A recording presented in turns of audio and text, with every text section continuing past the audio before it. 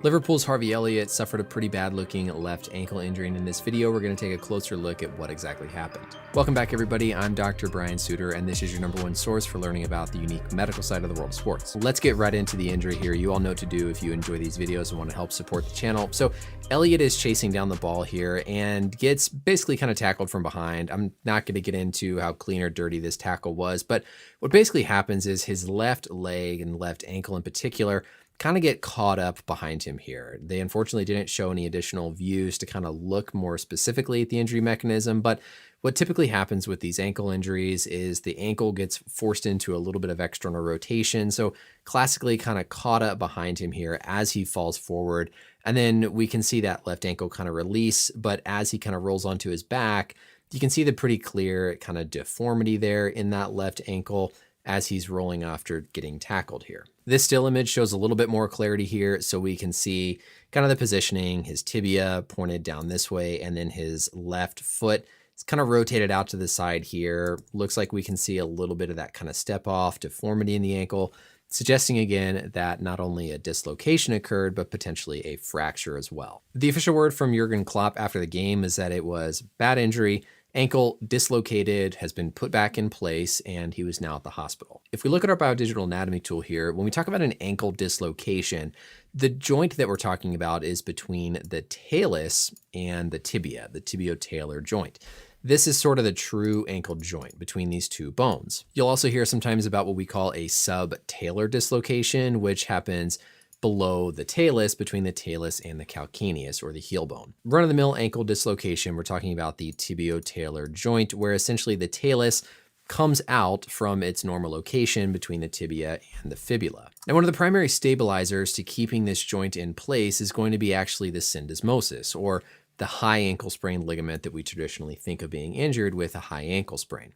I have it highlighted here in red, and it's the AITFL, or the anterior inferior tibiofibular ligament. Remember, these ligaments are kind of like ropes holding these bones together. And so by keeping the fibula and the tibia anchored together, you can see how they kind of form this mortise. They surround the talus. So you've got your tibia and your fibula with your talus kind of tucked up securely in between there. But when we get forced into these external rotation positions of the ankle, what that does is it tends to make the talus want to widen and push the tibia and the fibula apart, which can stress that ligament, cause the talus to pop out.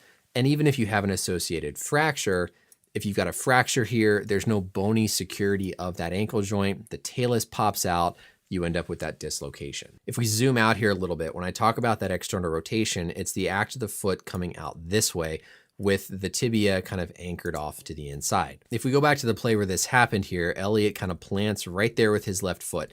And in this position, what's most likely occurred is that his left foot is basically pointed outwards, kind of towards the middle of the pitch, as his tibia is forward, externally rotating that ankle, likely leading to a fracture, but then that talus coming out of its normal location, seated between the tibia and the fibula. You can kind of see here as he comes through, hey, you can imagine that ankle kind of rotated outward right there, gets locked, gets twisted underneath him. And remember, our bones don't do very well whenever they're twisted and put into torsion. As he comes through again, you can unfortunately see kind of as the foot is sort of hanging down, signifying where we've seen that dislocation and likely fracture. Now, I will say it's very rare, but it is possible to have just a pure dislocation of the ankle. More than likely, though, we're also dealing with a fracture here. And really, it's a combination of healing between the ligaments that can be injured and healing of the fracture and repairing that fracture. In American football, we of course remember Dak Prescott's ankle dislocation and fracture that was a season-ending injury. And so there's a spectrum of how bad these are going to be depending on how much of the bone is fractured and how bad the ligament damage is. When we think of this ankle joint, stuff has to fracture, ligaments have to tear for it to come out of place.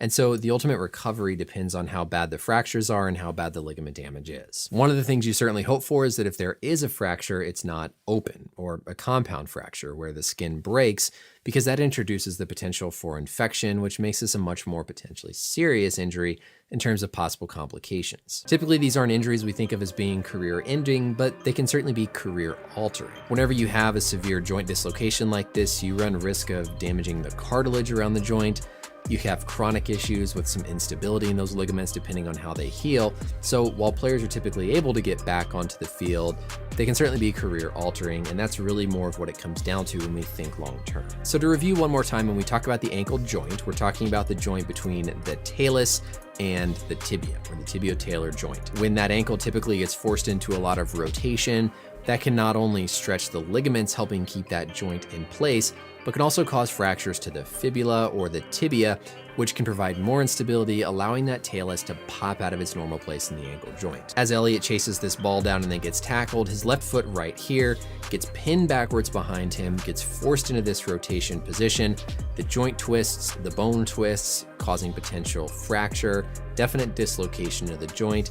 And then as he ultimately follows through here, we can see how that foot is sort of hanging down, signifying, at least as we know, the dislocation, but unfortunately probably also a fracture as well. That's it for the video. I hope you learned something here about our ankle anatomy and kind of the ankle joint and what can happen with these injuries.